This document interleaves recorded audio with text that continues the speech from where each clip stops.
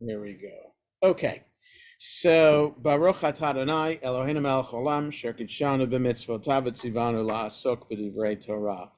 So Jules, it's nice of Judy to keep up your birthday balloons in the background. It's a nice thing that the helium won't, the air won't deflate from those balloons. They'll stay up there as long as Judy wants them up there for you. Happy birthday, Jules. Yeah. Yeah, so he's muted, but anyway, 95th, or he would say he prefers 59, reading it backwards. So anyway, we had left off last time, we had finished reading chapter 22, in which the 2.5 tribes who are on the other side of the Jordan commit to and affirm belief in God and the covenant, and they have now finished with the community fighting to settle the land, and they've gone back to their territories. So let's. Does that make us in the diaspora the people who are on the other side of the Jordan? Does it? What do you mean? We are what's going on in Israel now, and we're on the other side of the Jordan. Effectively, we're not in Israel. Oh, Don't I see what you're saying. I mean? I mean, Well, they were asking the people on the other side of the Jordan to make sure that they would join in when Israel needed to be so unified. So yeah, I that's think an interesting point. I don't think anybody has ever used that as the paradigm for diaspora, state of Israel, Jewish connection. It's interesting. Yeah, certainly it should be a paradigm for that. That no matter where Jews are in the world, we have to live up to this covenant that Moses made in the Torah. That even though you're on the other side of the Jordan, you're committing to helping settle the land of Israel because it's all our land. So yeah, I'm. It's curious now. It seems obvious. So when something obvious like that comes up, then you wonder why nobody else thought of it too. So yeah, it's a good point. Okay, let's. occasionally I have an original thought. um, so we did not read the commentary last time in Alter's Ancient Israel on chapter 22. So let's do that. It's on page 90. Then did Joshua call. Uh, Bowling aptly describes the Hebrew phrasing "Az Yikra Yehoshua" as an expansive opening to a climactic unit. The small stylistic flourish in the translation seeks to mirror this effect. So I guess I don't know who Bowling is, but I guess that's in the introduction or somewhere in the book who the scholars that Alter refers to. But Joshua is 24 chapters long, and we're about to read chapter 23. So this will be like his farewell address, Joshua. So perhaps this is the beginning of this farewell. The Reubenites and the Gadites and the half tribe of Manasseh. The book began with the necessity for the Transjordanian tribes to join their brothers in the conquest of the land west of the Jordan. Now that the conquest is complete, we come back to these tribes in an envelope structure as they are sent back to their own territory. So that's something that Alter is known for, literary structures like this, so helping us to understand the overall structure of the book of Joshua. For many days, these are the days or period of the conquest. Granted rest, as elsewhere, this idiom indicates subduing all enemies. To do the command and the teaching, to keep his commands and to cling to him and to serve him with all your heart, with all your being. This string of phrases is a hallmark of Deuteronomistic prose. So perhaps Alter suggesting that maybe there's a literary connection between the book of Joshua and the book of Deuteronomy. On to page 91. Share the booty of your enemies. The source of the great abundance of possessions just listed is here spelled out. Jonah, Yes, Bess. I don't understand how granted rest means subduing all enemies. In the context of the line, the verse, it doesn't do it to me. So,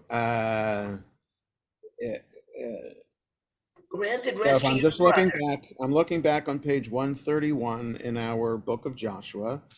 And now the Lord your God has given rest unto your brethren. So in other words, the first three verses are talking about how the 2.5 tribes are going back because they've just finished conquering, settling the land of Israel, helping the rest of the tribes settle the land of Israel. So give rest means that the conquest has stopped. Successfully. The conquest has stopped. So whether it's successful or not is a point of contention, because not all the Canaanites were subdued, and the Philistines are still there too. But the conquest at this point has stopped. So the phrase for that in Hebrew is translated as they granted rest. Okay. So 10. On page 91, the Jordan districts. These lie evidently alongside the Jordan, though one cannot determine a precise location. To be seen by all, the words by all have been added in the translation because of the requirements of English usage. The literal sense is a great altar for sight. So, which doesn't make sense. It just means it's a big enough altar to be seen. Thus said, this is the so-called messenger formula, regularly used to introduce the text of a message, whether oral or written. To turn back today from the Lord by building for yourselves an altar. The idiom to turn back is repeated 5 times in this single episode, always in the sense of to fall away from, to abandon. The objection to building an altar east of the Jordan is a little odd, because regional altars were permissible in this period, and the Transjordanian territory allotted by God through Moses to the 2.5 tribes could not plausibly be defined as unclean land. There was, however, an officially authorized altar in front of the sanctuary at Shiloh, and this new altar was thought to set up illegitimate competition to the Cisjordanian one. Many scholars have detected a priestly agenda in this story. So, in other words, altars the historical context is there were regional altars at the time. There wasn't a centralized shrine yet. Until King David wanted to set up a centralized shrine, and Solomon built the temple. So until then, regional altars were at least condoned, if not permitted. So therefore, what's the objection to an altar on the other side of the Jordan, and for the 2.5 tribes there? The objection could be that it was seen to be a central shrine to perhaps compete with the central shrine in the land of Israel proper. Okay. And that might be why the description of how big it is and how they could see it from everywhere, that Right. it was a clear political Yes. competition Could threat. be. Right. That's right. Okay. The crime of Peor, from which we have not been cleansed to this day. This episode, which involves an orgiastic sexual rite in which Israelite men are lured by Midianite women, is recounted in Numbers 25. The punishment for the transgression is a plague that sweeps through the ranks of Israel. The Israelites claim here that they still have not been cleansed of the crime of Peor may reflect some present-day epidemic, which is construed theologically as continuing punishment for that initial crime. Perhaps then the Israelites understand the erection of an altar east of the Jordan, where the hinterland is pagan, as the top of a slippery slope leading to corruption by pagan practices. An altar other than the altar of the Lord our God, though the first part of this verse introduces the notion of Transjordan as an unclean land, the emphasis here is on the idea that there should be no alternative to the nationally recognized shrine at Shiloh. Achan's transgression in violating the ban, chapter 7, is comparable to the putative transgression of the tribes east of the Jordan only in regard to its consequences. It is not the transgressor, but the whole people that suffers because of the violation. Right? So Achan took the loot, and nobody was supposed to take the loot from, it was Cherem, for as they were conquering the land of Israel. God of gods is the Lord, page 93. This solemn repeated pronouncement marks the beginning of a sacred vow in which the 2.5 tribes declare the innocence of their intentions before God and Israel. He knows, and Israel shall know, the difference in tense is significant. God knows that we did not intend to betray him in building this grand altar, and when we have finished making our declaration, Israel will know as well. Do not rescue us this day. If in fact the building of the altar was meant as an act of rebellion against God, let your assembled army destroy us. Your children will prevent our children from fearing the Lord. The phrase fearing the Lord does not indicate an inner state of piety, but rather participation in the national cult. The Cisjordanian tribes, seeing that the 2.5 tribes live beyond the Jordan in territory that the Israelite majority may not regard as an intrinsic part of the land, will exclude them from nation and cult. See the image of the Lord's altar. The altar we have built is a symbolic altar. The image, or simulacrum, tavnit, of the Lord's altar that we, like you, recognize as the authorized site of public worship. Got to give it to altar, to use really, really big words. And 94, and so you have saved the Israelites from the Lord's hand. That is, you have saved us from attacking you without warrant, an act that would then have brought down retribution on us. The Israelites blessed God, and they did not think to go up as an army to lay ruin to the land. This concluding narrative episode of the book of Joshua is a story of civil war averted and national reconciliation, whereas the book of Judges concludes with the story of a bloody civil war. Jonah, Yes. if I may ask, what is Cisjordan? Yeah, I don't. I think that means the land. Native? No. I think it's kind of like. Well, I don't know. Is it related to cisgender? I just looked it up, and there's cisgender, and there's genetics and Rome. It's sometimes relating to Rome, CIS. CIS is related to Rome. Interesting. So I don't know. I think based on context, it is the land of Israel proper on the eastern side of the Jordan. Why it's called Cisjordan, I don't know. How it could be related to cisgender, I don't know. But it's the same Latin or Greek root, whatever it is. Okay. 33. The Israelites blessed God, and they did not think to go up as an army to lay ruin to the land. This concluding narrative, we read that, called the altar witness. The received text says only called the altar, but some Hebrew manuscripts, as well as the Targum Yonatan, the Aramaic, show the more coherent text with the additional word as it is translated here. Rashi arrives at the same conclusion by inferring an ellipsis. This is one of the abbreviated biblical texts, and it's necessary to add to it one word. And the Reubenites and the Gadites and the Manassites called the altar witness. Okay, so now chapter 23, as we get to the farewell itself. So 16 sentences here. We're on page 139 in our book of Joshua. Vayehi miyamim rabim, acharei asher heniach Adonai liYisrael mikol oivehem misaviv, V'Hoshua Zaken ba bayamim. So the first three words, Vayehi miyamim rabim, is an unusual phrasing. Okay, so maybe Alter will get to that in his commentary. It's not a usual way to say after some time. In the Torah, Vayehi acharei hadvarim ha'ela, or something like that.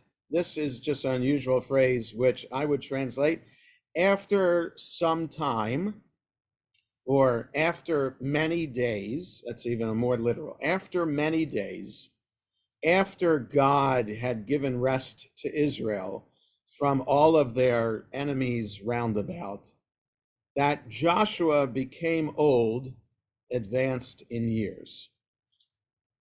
Okay, well stricken in years. I don't know. That sounds like he suffered a stroke or something. That's not what that means. Just advanced in years. So it'd be interesting to know. We're not told how old Joshua was when the book of Joshua started. We're also not told how old Joshua was when he left Egypt with Moses. We don't know. We only know that Joshua Derrick, or John Derrick, whatever his name was.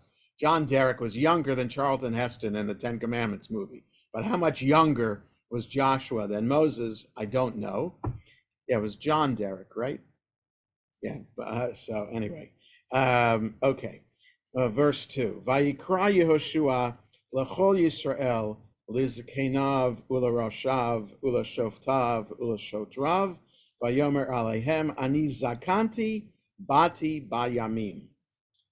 Joshua called to all of Israel, to its elders, to its chiefs, to its judges, to its magistrates, and said to them, I have gotten old, I have advanced in years.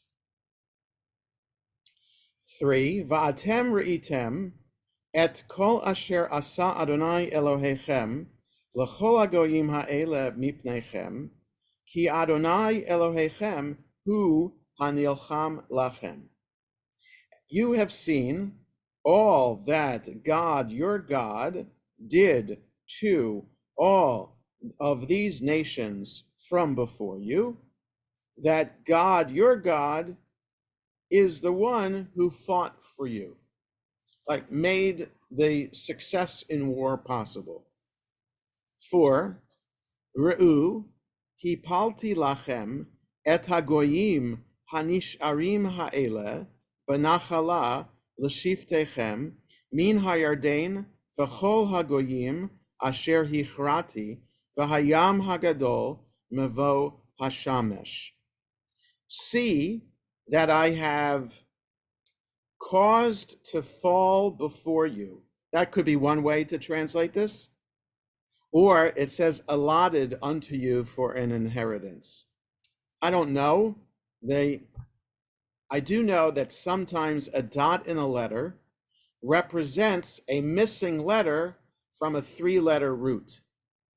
So sometimes when the letter nun is the first of the 3-letter root in Hebrew, in some forms of making a verb from that 3-letter root, the nun would disappear and would be replaced, or it would be replaced by a yud or a vav, or sometimes just the next letter reminds us that the nun is missing. So the dot in the letter pei, I think, refers to a missing nun. So that's why the root would be nun pei lamed, which means to fall, which is why I would translate it, look, I have caused to fall before you. But I can also understand how it could be related to draw lots, because we've had that word before with the tribes being called in lottery as to what part of the land of Israel they're going to get.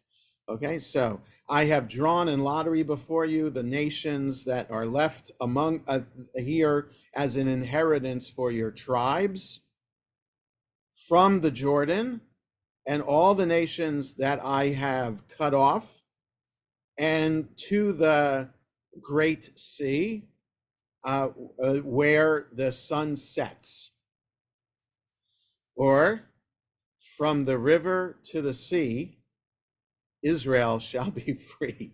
I don't mean to laugh about it, but the original river to the sea, you could say it's from right here. Okay, so Joshua is saying, look, from the Jordan River to the Great Sea, which is the Mediterranean, I have given this land to you, and all the nations that are left are your inheritance. Okay, so go share this verse at those pro-Palestinian rallies.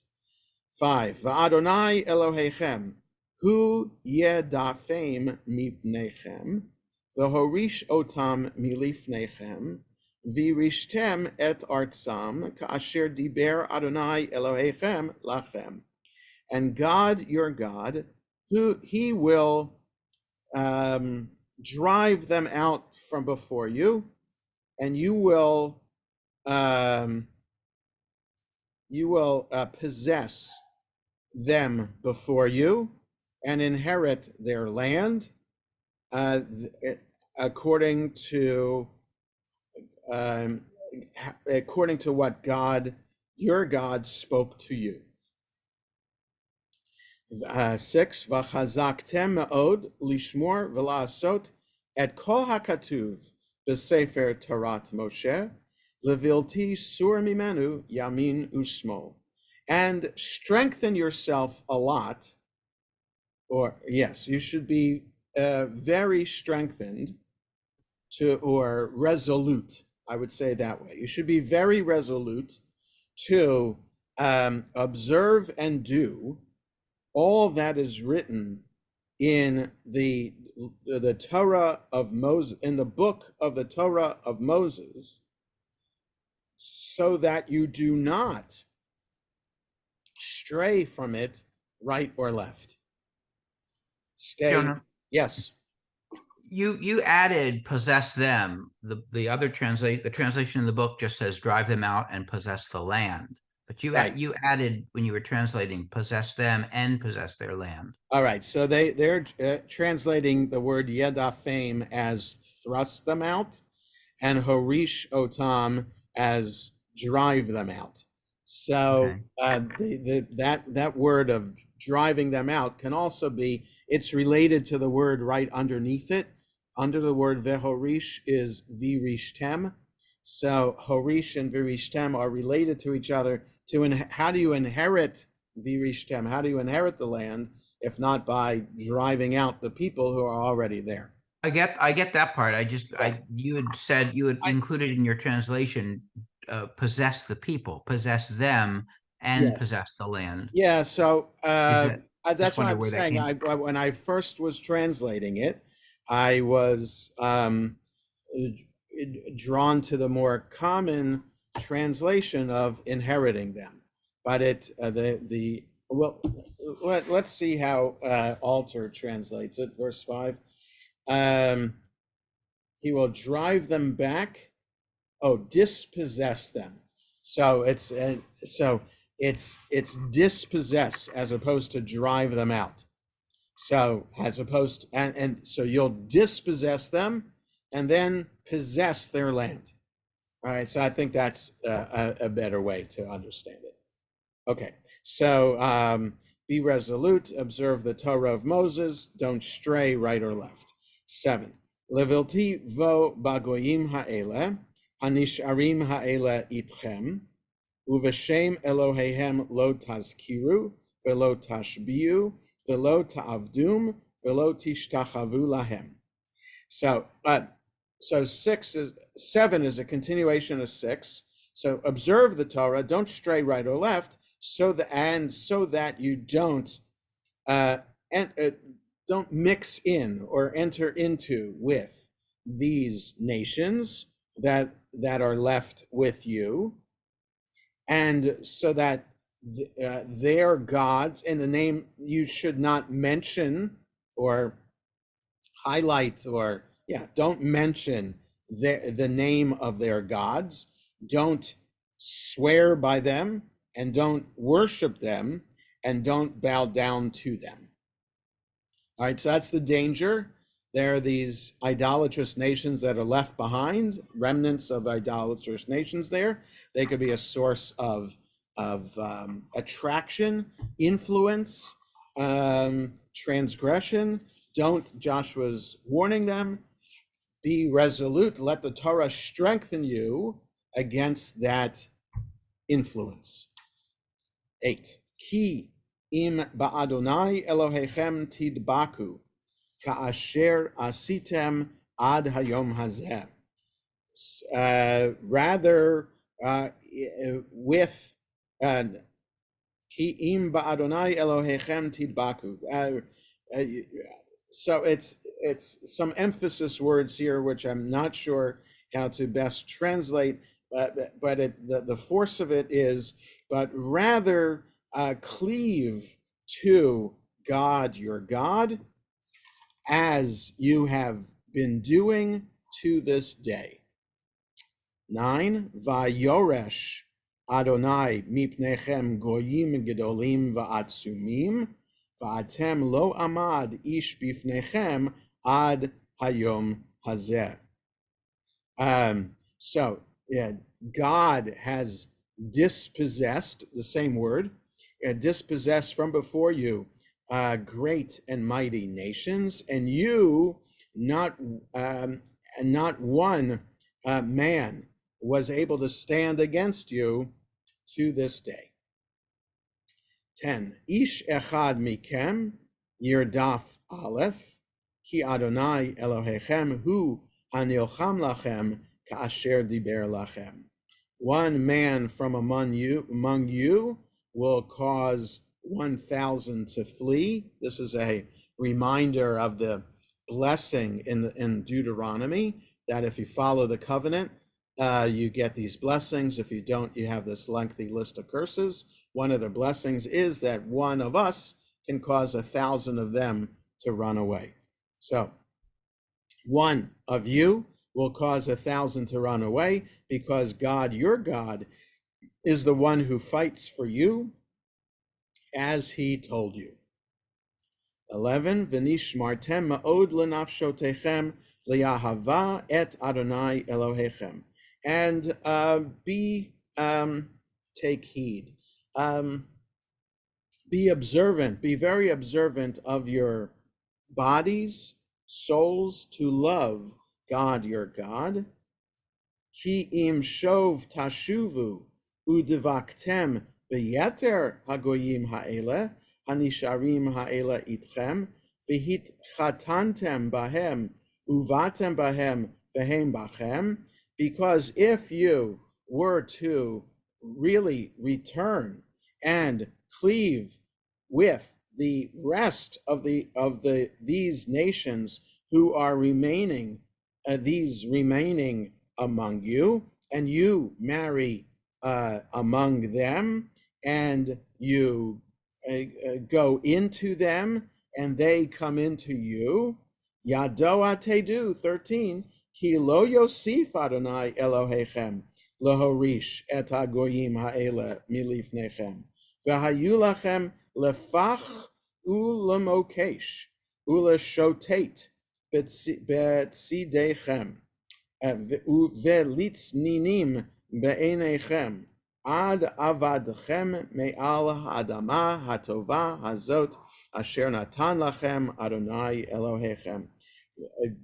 You should definitely know, Yadoa tedu, you definitely should know that if you marry them and you go in, you become part of their community, or you let them become part of your community, you should know that God, your God will no longer dispossess these nations from before you, and they will be like a snare and a trap and a scourge in your sides, and as pricks in your eyes, until you perish from off this good land that God, your God, has given you. Okay, allow yourselves to intermarry, allow them to intermarry, then it'll be a painful death that you will from off the face of this land. 14. V'hinei anochi holech hayom b'derech kol haaretz v'yidatem b'chol levavachem uv'chol nafshechem ki lo nafal davar echad mikol hadvarim hatovim asher diber Adonai Elohechem aleichem hakol ba'u lachem lo nafal mimenu davar echad. And now I am about to go today in the way of the land. A poetic way of saying I'm about to die. You should know that you should know with all your heart, with all your body, that not one thing had fallen by the wayside from all the good things that God, your God, spoke to you.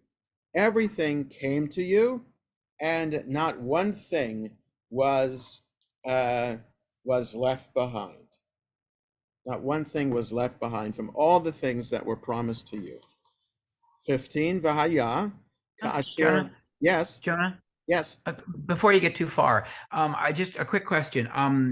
In the Torah books, there's the admonition of not marrying with the Canaanite women. I think when Ishmael took a wife, that was Yeah. like that Right. was- Well, it's we not an weren't admonition, necessarily a it's- Hebrew people yet. I mean, It wasn't an were- admonition. It was a preference of Right. Abraham and Isaac for their children not to marry among the Canaanites. Right. And then throughout the later books, there were also other admonitions about the same thing. Moabites and Ammonites, yes. Right. But after fleeing Egypt and the encounters they've had with those people, it seems like those concerns got strengthened in a way. I mean, this is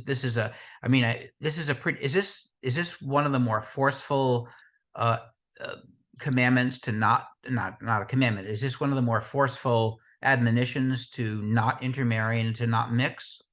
Yeah, it's a reiteration of what Moses said, and what Moses was saying was before they even got into the land. Now that they're there, and we don't know how much time has gone by since they finished fighting and until Joshua's speaking here.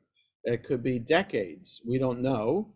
And in that time, maybe he has seen people starting to intermarry with those people, and he wants. Well, there were things in the book about, I mean, the Peor and other Yes, instances where there were yes. mixes. Yeah. So he wants to nip it in the bud, and perhaps people, who knows what kind of response he's getting from the people.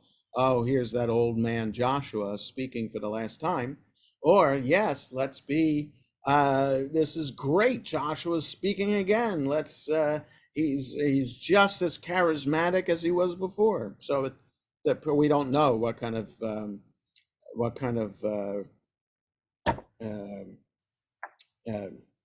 experience that people are having with him. Okay.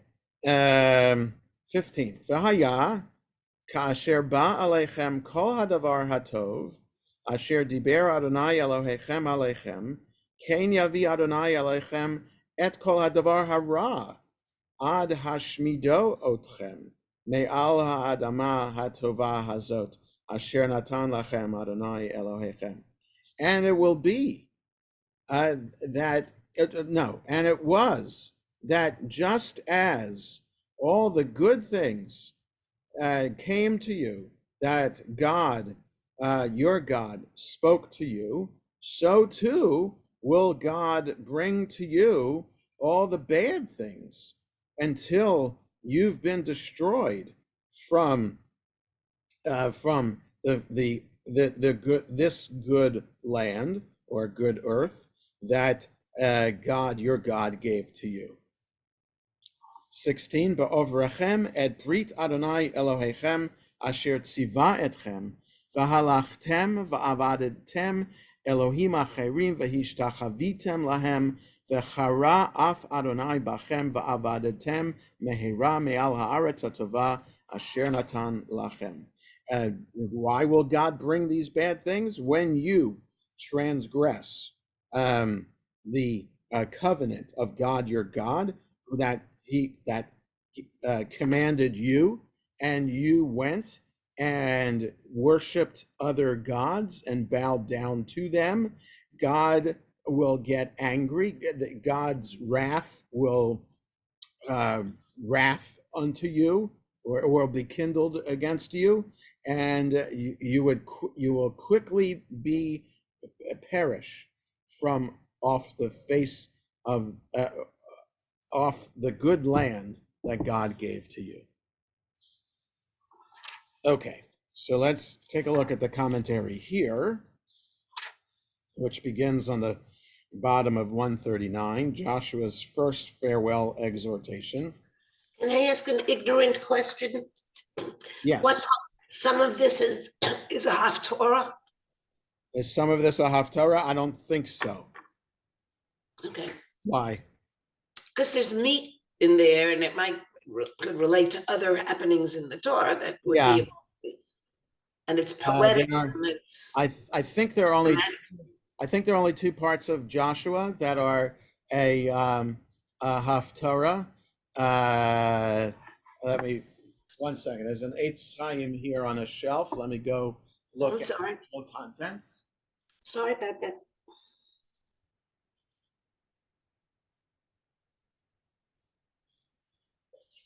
No need to apologize. Let me just look in the table of contents where it lists the Haf. It's the first chapter that I felt would be appropriate. Right, but okay, it does not, this does not list it. I think the Hertz lists it. Just a second.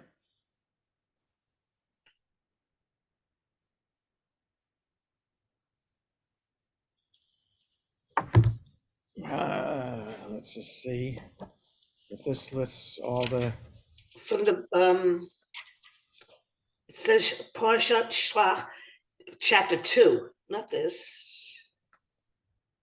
I think that might be it. so no, he doesn't list it either. I wish it would. Okay,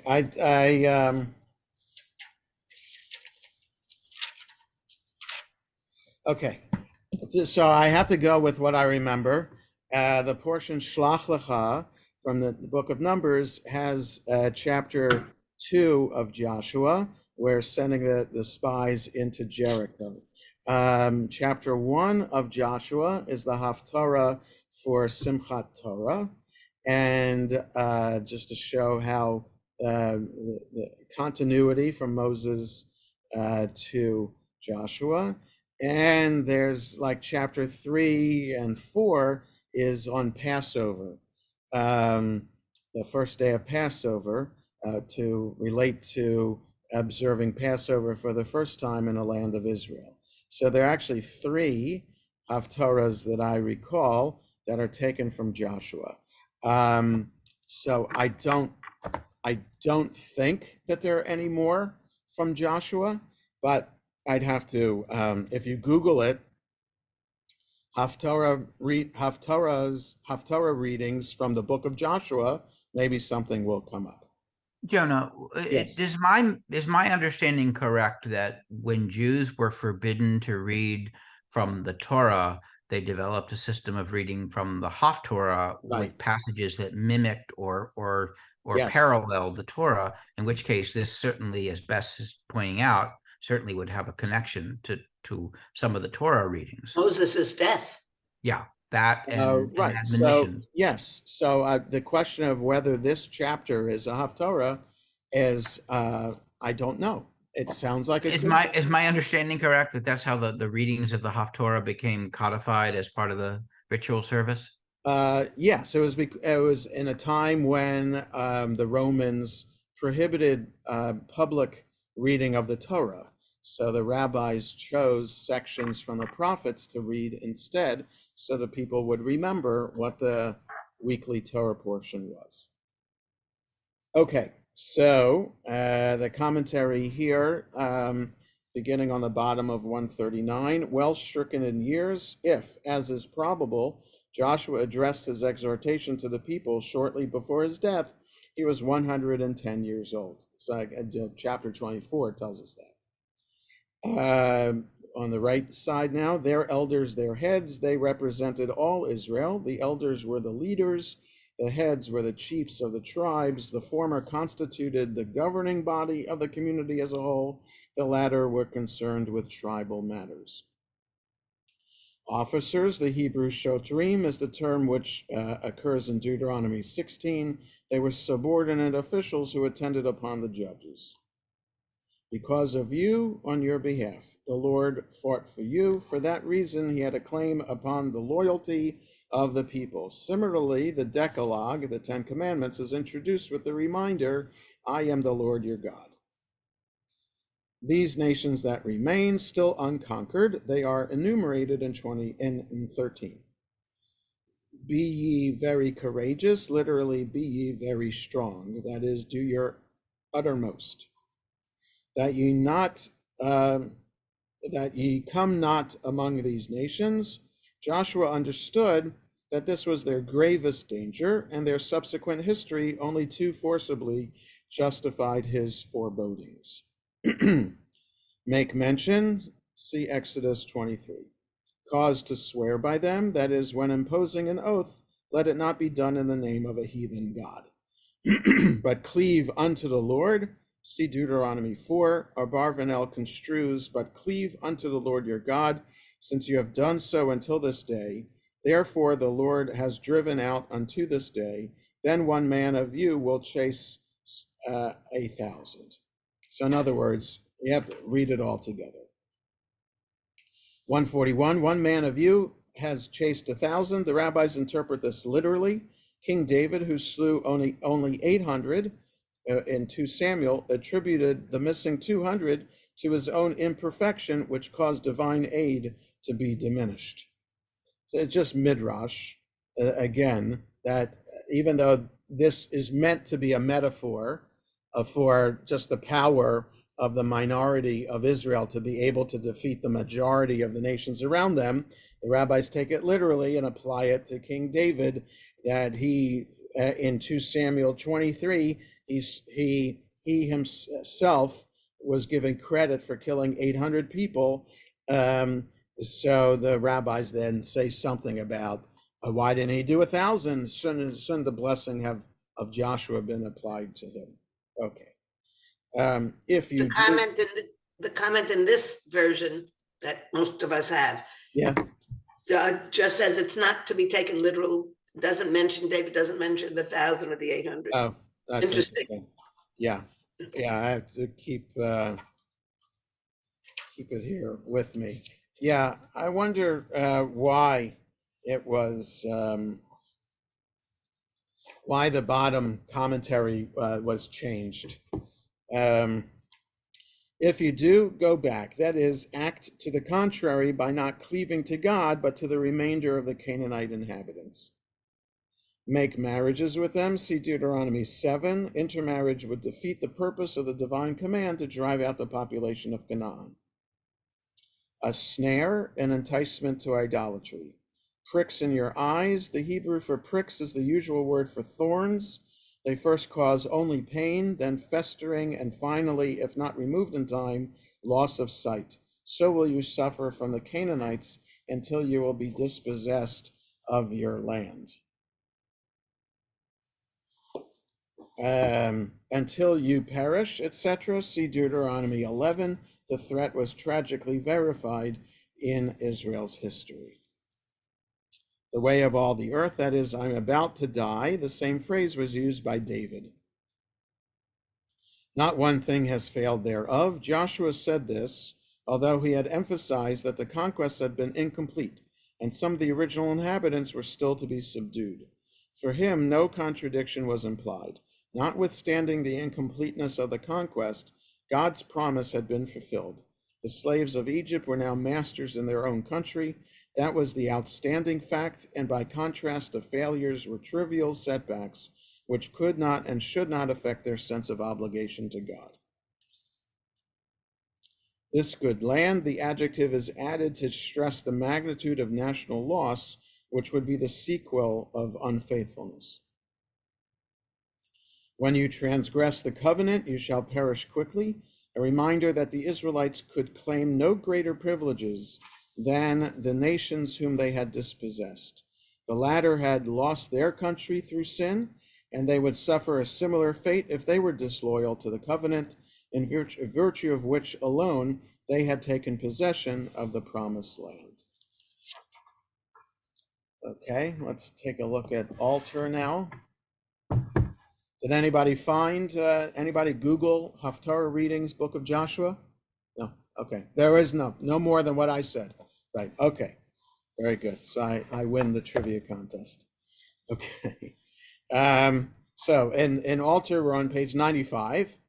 After the Lord had granted rest to Israel from all their enemies, this ringing declaration is subverted by the threat of exile that hovers over the end of the chapter. This is a tension that runs through both Joshua and Judges.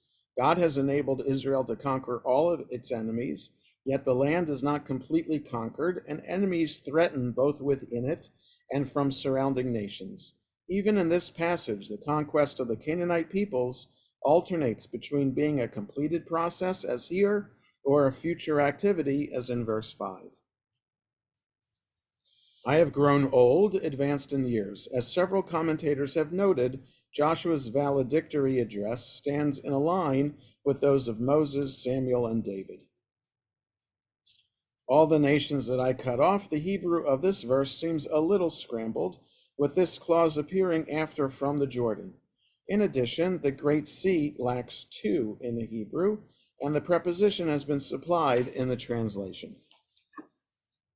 You must be very strong to keep and to do all that is written in the book of Moses' teaching. Here, as in much of the speech, the phraseology is strongly reminiscent of Deuteronomy. In the book as a whole, the presence of the Deuteronomist is palpable but intermittent. As editor, he appears to have wanted to put his strong imprint on the conclusion. A whip against your side. The Masoretic text reads le shotate, which would mean implausibly to roam. The assumption of this translation is that the second tet is a ditography, and hence the Hebrew originally read lashot as a whip. Okay. I'm about to go on the way of all the earth. David on his deathbed, 1 Kings 2, uses the same language. Not a single thing. This could also be construed as not a single word. And on 97, until he destroys you from this good country. The term for country, Adamah, often means soil, and its use here might reflect the desire to introduce a connotation of the land's fruitfulness. The notion that Israel will be driven from its land if it betrays its pact with God is preeminently Deuteronomistic. The years after 621 BCE, with the Assyrian and then the Babylonian threat uppermost in the minds of the Judeans, as well as the memory of the uprooting of the northern kingdom of Israel a century earlier, were a time when, with good reason, national existence in the land of Israel had come to seem painfully precarious. So, in other words, if this book was written at the time after the northern kingdom had already been exiled, then it's a reflection of the precariousness of these powerful nations, Assyria and Babylonia, at the door. Okay, let's stop here for today. It's 10:21. We'll finish the book of Joshua So next Friday is Thanksgiving weekend. So we'll take a week off for that because I think some people might be away, might have plans after Thanksgiving Day. So we'll, and then the following Friday, I'm going to be in Rhode Island. So we'll meet then during Hanukkah, the following Friday. That would be the 8th, is it? Yeah. I think that would be, yeah, that's right. December 8th will be the next time we meet. So 3 weeks from today. Okay, I'll send out an email with the recording to remind everybody of the schedule. So You're gonna keep us hanging on the conclusion, huh? that's right. Feel free to read ahead. So have a good rest of the day and Shabbat Shalom, everybody.